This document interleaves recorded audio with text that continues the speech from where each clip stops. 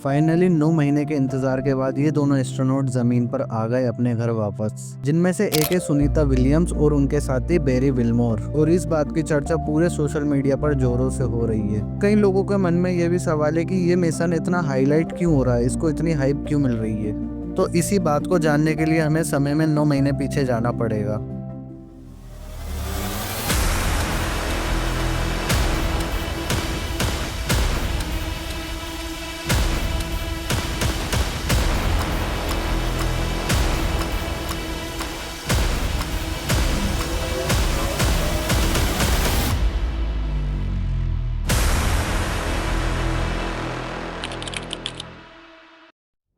तो बात है 5 जून 2024 की। एग्जैक्टली 10:52 पर बोइंग का स्टार लाइनर स्पेसक्राफ्ट स्पेस की तरफ लॉन्च होता है और इस रॉकेट के अंदर नासा के 2 बड़े ही एक्सपीरियंस्ड एस्ट्रोनॉट बैठे हुए हैं, जिनमें से एक है पायलट सुनीता विलियम्स, जिनकी उम्र लगभग 60 साल है, और उनके साथ इस मिशन पर जा रहा है कैप्टन बेरी विल्मोर, जिनकी उम्र लगभग 63 साल है। पर इस मिशन में एक बात और खास है कि जिस स्पेसक्राफ्ट में ये दोनों एस्ट्रोनॉट बैठकर जा रहे हैं उसको बोइंग कंपनी ने बनाया है। हाँ, ये वही कंपनी है जो बड़े बड़े एरोप्लेन्स बनाती है। पिछले कुछ सालों में इसी कंपनी के बहुत सारे एरोप्लेन क्रैश भी हुए हैं।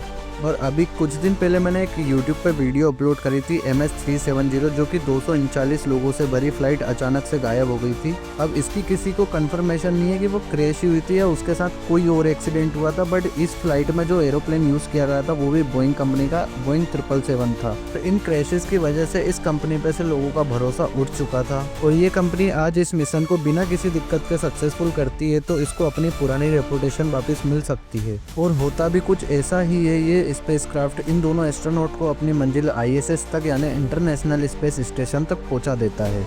और इस चीज़ की खुशी सुनीता विलियम्स को कितनी आप इस वीडियो में देख सकते हैं। और इसी के साथ ही बोइंग कंपनी दुनिया की दूसरी ऐसी प्राइवेट कंपनी बन गई जो ह्यूमन स्पेस मिशन को लॉन्च करने में सक्सेसफुल रही।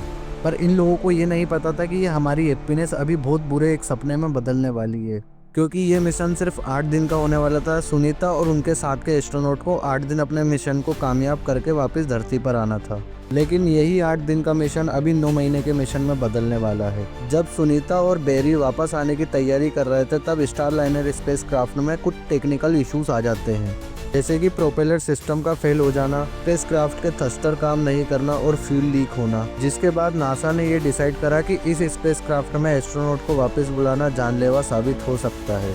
इसके बाद नासा ये फैसला करता है कि इन एस्ट्रोनॉट को वहीं पर ISS में रहने देते हैं और इस प्रॉब्लम को फिक्स करने पर फोकस करते हैं।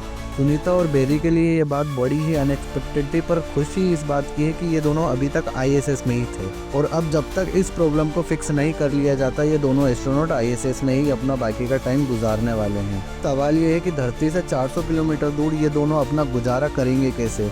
तो मैं आपको बता दूं कि जब तक ये दोनों एस्ट्रोनॉट ISS के अंदर है तब तक इन्हें कोई भी चीज़ की कमी नहीं पड़ेगी, क्योंकि जो भी इंसान की एक बेसिक नीड होती है वो सारी फैसिलिटीज़ इनको ISS के अंदर मिल जाएगी, जैसे कि खाने के लिए खाना और पीने के लिए पानी, भरपूर मात्रा में ऑक्सीजन और एक अच्छा सा स्लीपिंग सिस्टम, और ये खुद को फिट रख सके इसके लिए वहाँ पर इन्हें जिम भी मिलेगा।